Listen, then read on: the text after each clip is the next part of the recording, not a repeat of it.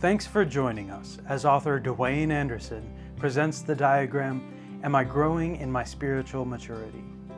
The link for the diagram can be found in the description box below. Join us now as Dwayne teaches through this material. But then we see when we have someone who becomes a spiritual parent to us. It tells us in 1 John 2, 12 through 14, it describes three different levels of spiritual maturity. It says, I write to you, little children, because your sins are forgiven you for his name's sake. I write to you, fathers, because you have known him who is from the beginning. I write to you, young men, because you have overcome the wicked one. I write to you, little children, because you have known the Father. I have written to you, fathers, because you have known him who is from the beginning. I have written to you, young men, because you are strong, and the word of God abides in you, and you have overcome the wicked one.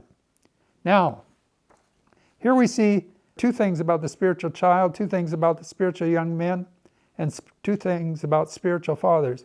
It says in verse 12, I write to you, little children, because your sins are forgiven you for his name's sake. One thing that we see about one who's grown from a toddler to a child is he knows his sins are forgiven. And then it says in verse 13, the last part, I write to you, little children, because you have known the Father. Now, what's the difference between knowing about the Father and knowing the Father? You've never met them personally, you've never had them share something with you, so you don't know, you know about them, but you don't know them. That's that moving from knowledge to understanding. If you begin to have them talk to you and explain to you whatever they're talking about, you see that you begin to understand. And so he says, I've written to you, little children, because you have known the Father.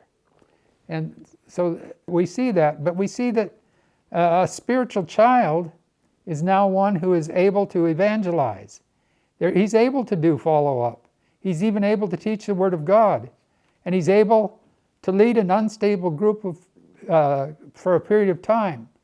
But just like physical children, if you give a physical child more than they can handle as far as responsibility, what happens? We see that they can cause a stable work to become unstable.